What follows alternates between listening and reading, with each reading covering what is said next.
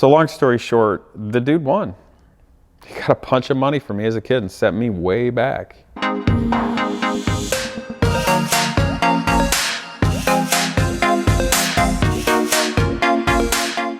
What's up, people? Let's talk today about how to find a reputable service shop, or a place that can do restoration, machine work, engine work, etc. We all need to have a shop sometimes. So how on earth do you find one and know if they're going to treat you well? And how do you make it so that you mitigate or at least minimize your risk of getting screwed over? I have in the past used many shops, different paint places, upholstery places, mechanical type service work, whatever, for jobs that I either wasn't set up for in the past to do, I didn't have the right facilities, or frankly didn't yet have the right expertise to do, or a talent level. As a rule of thumb in life, there's always going to be somebody who's probably more talented at something than you. So when you're wanting to work on your car or make your car better, or build a custom, restoration, or just your everyday car, you have to weigh that and know, should I be working on X, Y, or Z, or should I get somebody else to work on X, Y, or Z? And you know what you're capable of doing, and you know what the risk is if you do it, but you don't necessarily know with somebody else unless you can trust them and you've had a good thing going on. So I guess let's start this story off with kind of a horror story for me when I was younger. It was a big wake-up call where I had a negative experience. This was back in 2000, I think, 6. Yeah, that's right. I had the 1957 Triumph Power Devon, which is a very pretty little red and yellow sports racer that I was vintage racing, and bought it half restored and then finished the restoration on and did some Concours type shows and things like that. And my first year, that was 2005, that was after college. This is the car some of you VinWiki fans may remember from some of those stories, where I had it when I was working as a part-time Ferrari mechanic. And the people at the Ferrari shop were nice enough to let me keep it there and work on the nights and weekends to finish the restoration. And then ultimately, after I graduated college that year, I loaded up my toolbox and sleeping bag in the car, drove it to Mid-Ohio, and raced it in my first road race. And then camped out and drove it home, like the old days. It was lots of fun. And that car, after the first year of racing it, it's a rather rudimentary engine. And when you're racing them, they can eat camshafts and lifters up. And I know everybody out there is going to be like, well, you didn't break them in right. Okay, calm down, guys. A 3 main bearing crank Triumph engine from the 50s is not exactly a super racing engine. But so anyway, so at the end of the year, I was going to rebuild it. I was just going to freshen a few things. I'm trying to remember if I even did anything with bearings, but the camshaft was an issue. It was just starting to, I knew where it would wear, so I replaced that, replaced the lifters, had a new head gasket, and also, what the heck did we do? We rebuilt the head, I think because the valves were beating themselves into the valve seats, and I can't even remember if it had hardened valve seats. So I worked with a machine shop local, who's a good guy, real talented, at doing the head. Because it got new valves, and of course I had some stainless steel valves from somewhere that I got, some British racing place and whatnot. And the rest of the engine I did because it was relatively easy assembly and whatnot. And of course you check the head for flatness and all before you come back. So it was working with the machine shop to do the things I didn't have the facility for, and then I did the rest of the engine building myself. Took a lot of time on it, really put a lot of care and love into the car, put it all back in the car real delicately, took my time over the winter, did a great job, and started it up and ran the camshaft in initially like you're supposed to, and everything is great. I drove around the block a couple of times, made awesome power, run spectacularly, great oil pressure, as happy as can be. So, and I was a younger man then. That was my only cool car. So I went to go for a country drive. And it was a beautiful, beautiful sunny day, blue skies. I probably got 5 miles away, and I just remember accelerating, nothing crazy. And I got in a third gear, and all of a sudden, boom! Clutch in, done. I had to call AAA or my dad or somebody to come rescue me with the trailer. And the engine absolutely just disintegrated on the inside. And what happened was, one of the valves was manufactured improperly. And where the actual valve head comes up on the radius to the stem of the valve, it literally just sheared off, and the whole valve head came off in the cylinder, of course, bounced around, punched holes in things, shattered a cylinder, and busted into the other one, I think, and just decimated a lot of stuff. Now, of course, the block would be reusable. A lot of things would be reusable. The piston was shot. A lot of things were shot. I think the crank was still good, but now the engine was, again, beyond my capability of fixing big time. And it was going to be a lot more money, which was incredibly disappointing. And as some of you engine people out there can know in the world of cars, you can have a part fail and the place might replace your part, but they're not going to reimburse you for destroying the entire engine. So that's one of the very disappointing things about racing, and also for you young people, one of the very difficult things about having a shop, because and the reason why it's important to have really good parts suppliers, because you can end up in a world of hurt really fast and it not be your fault. So long story short, at that time, I had to get the engine rebuilt.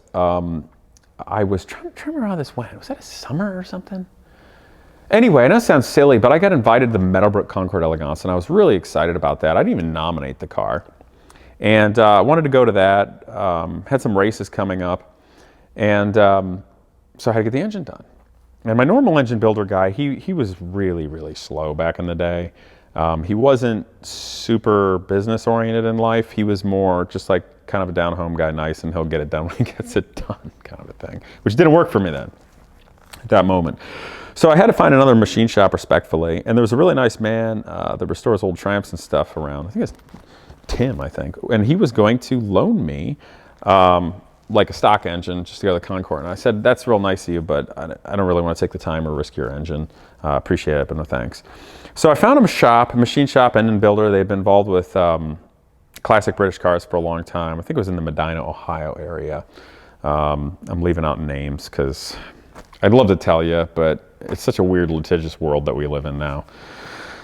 But you can probably figure it out. So anyway, back in the 60s, I think they built some sports racers back when, and the shop had changed hands, I guess. Anyway, so the guy had done a lot of things, and he's clearly an engine builder and could be successful, and said he could do it in the time frame. And we agreed upon, and he knew the damage, and we agreed to how much it would cost. And I think it was going to be like $3,000 or something to fix this thing, maybe $3,500. And so we agreed to that, of course. And he just kept, first of all, he never returned any of my calls, and he just kept going, kept trying to talk into doing stuff. And I'm like, I need to know how much it costs. Like, I actually have a budget. I can't do this. And the interesting thing about this individual, he also knew that I really wanted to go to this Concours, and was like, you know what I'm saying? And my first clue that something is unusual going on with this individual that I should have known was, when I first got there, and I've never met this person before in my life, this machine engine shop owner, he went on this long thing about how he is like newly super Christian and religious, and about a bunch of things and negative things in the past. And I'm like, whoa, dude, I didn't sign up for this existential theological discussion and talking about your morality and past. I just wanted to do business with you with an engine. Which psychologically, I wonder if that was a cover-up because of the experience I had with this individual. It, of course, is in no way a critique relating to anybody's theological beliefs, just this particular individual. So, long story short, he wouldn't return any of my calls. I could not get through to him. I could not keep my, like, I was just always worried about the budget. And then he says it's done, but it was going to be like $6,000 or $6,500. And I'm like, and I don't even know if I found out until I went to pick it up. And I'm like, what is this? And then I was a younger man, and then he had, and this is amazing, he had it available right there to him.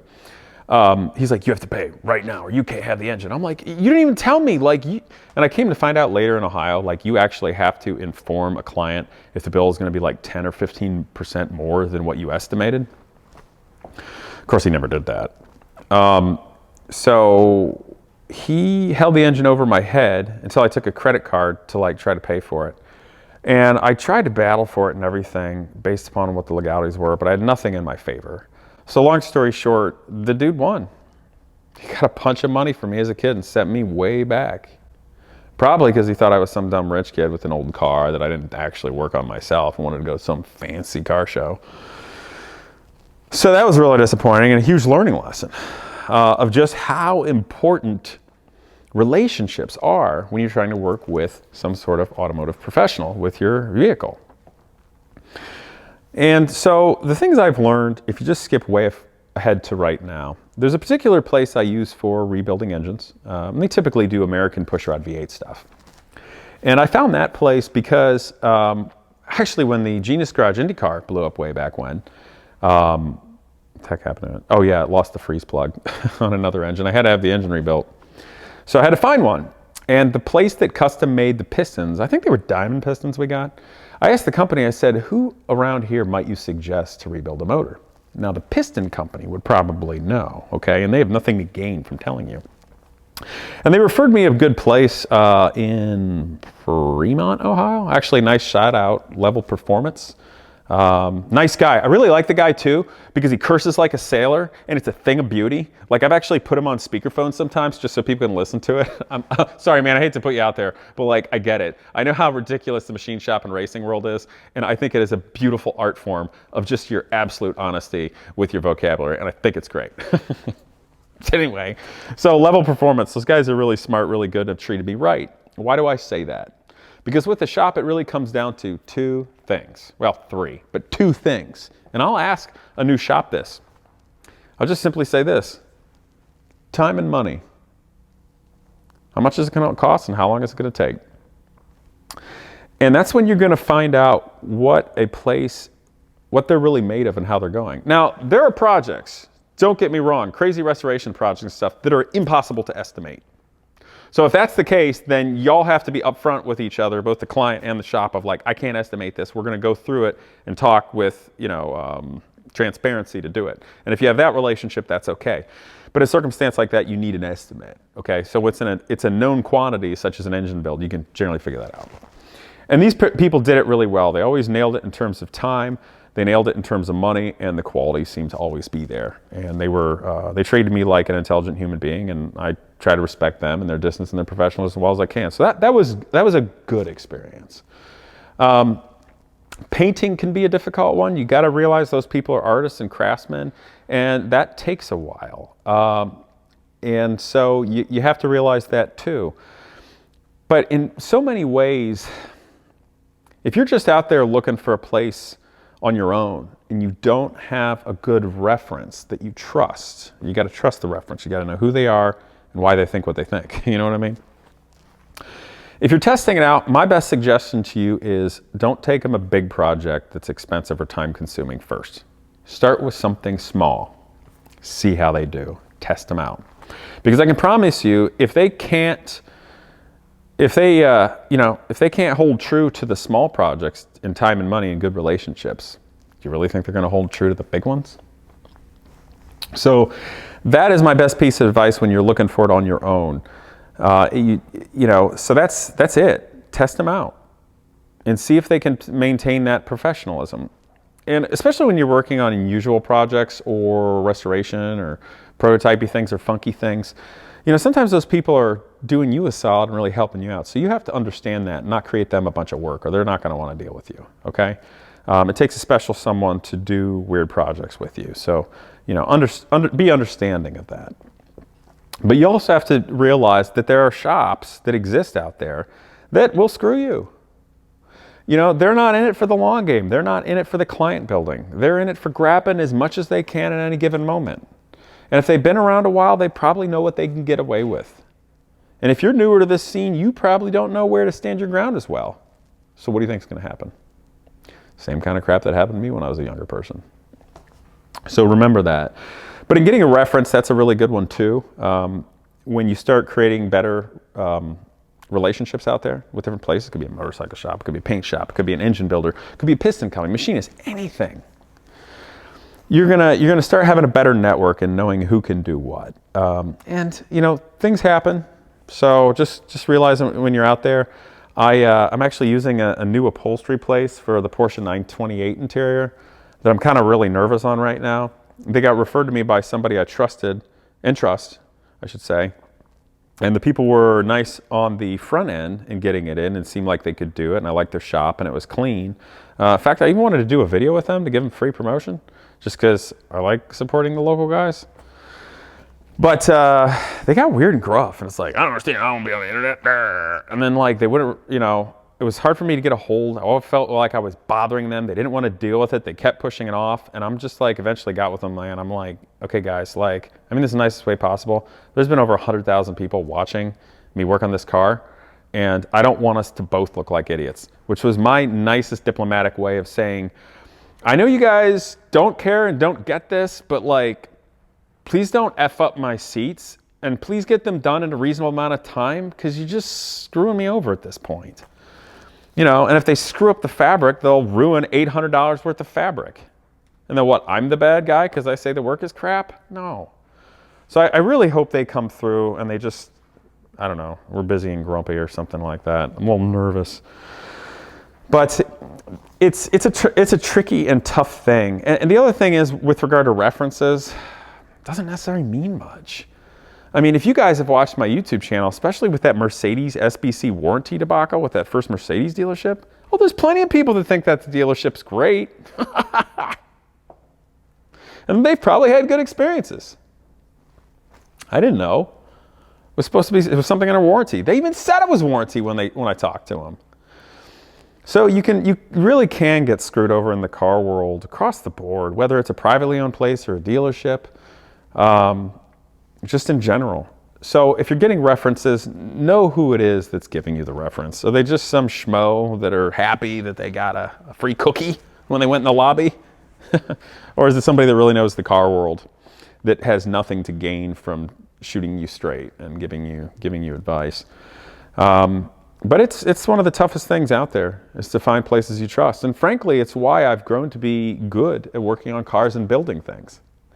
Because for me, there was no place out there that could do that as a young man. I wanted interesting cars, unusual cars, so I had to learn to work on them myself. You know, I'd rack my brains trying to figure out how to fix some old, vintage, weird, rare thing, or how to make a part. So that's why I implore young people to, you know, invest in some tools and to think and read and solve problems and understand materials, because you can have a lot more fun when you do that. And if you're going in a career, whether it's automotive or engineering or aerospace or whatnot, that'll help you too. It even looks good on the resume. So when you're looking for a new shop, my advice is, if it's a new one that you're using, test them out first with something small. Maybe you're just having them replace brakes or something, and see how it is, you know? I've actually got a place in the Toledo area that is a pretty normal mechanical service place for cars. They'll do some trucks and things and whatnot. And they've treated me great. I mean, their estimates are right on. They text me when things are done. They're kind to me on the phone. They get things done when they're supposed to. They just generally do a fantastic job. I'm trying to remember what the heck the name of the place is. Something Transmission? They're like north of Airport Highway off of 475. Sorry guys, I can't remember right now. I'm kind of tired. But they've been really good, and I'll utilize them on boring everyday cars. No offense, but like what my wife drives. I'm sorry, honey. I don't want to work on our boring ass four-door cars. I hate them. I'd rather these people get through them well so I can focus my time on all this funky stuff and helping teach students. Or if they've got equipment that I can't do. So if it's like some big transmission thing or something underneath on a production car, I don't have a 2-post lift. And frankly, I don't want to do that job. I'm set up for weird prototypey stuff in race cars. And also, for instance, I took the half shafts off my Viper, you know, the drive shafts in the back from the differential to the wheels, when I wanted new U-joints put in. And I didn't have the press, so I took it up there and they pressed some new ones in and did a great job. So it's, you know, that's a smaller job. You know, you can test places out on things like that. And then beyond that, if you're looking for a reference, know how smart your reference is. Do they stand anything to gain from referencing you, even if it's just socially? Are they the kind of people that just say everything's all great so you feel good and it's of no consequence to them if you get screwed over? Or is it a really smart person who's been around the industry or business that can help you out and refer you for real? Remember that reviews on the internet, they run the gambit. Even a place that's awesome can get a bad review from a loony. And even a place that's really terrible can get a lot of good reviews. So it's can all be taken with a grain of salt. Leadership can change at businesses. It can get better and it can get worse. Same thing with restaurants and everything else. So I hope this is helpful for you guys. It really is just real life. There isn't a magic way to just know if some place is going to be good or bad. But the best I can say is it's all about building positive relationships. At the end of the day, it does come down to time and money. And keep in mind that any business or person can make a mistake. And it's not that they made a mistake, it's what they do to fix it and to make it right. And that's what really counts. So keep that in mind too. But I hope this is a little helpful for all you people out there that have written me relating to how to find a good shop and how to get a good experience, whatever that may be. Oh, and quality matters too. Did they do a good job? Do they use good products, etc.? Or are they just upcharging you like crazy? Stuff like that too. But go with your gut. It's pretty smart. If you're getting a bad gut feeling, punch out and come back later. I've done that a time or two. And even come back and found the place to be okay. But don't go into something you don't feel good about. So I hope you guys have a great day. Maybe have fun drive. And naturally that you will share this. Like, comment, and of course subscribe. I'll see you guys next time.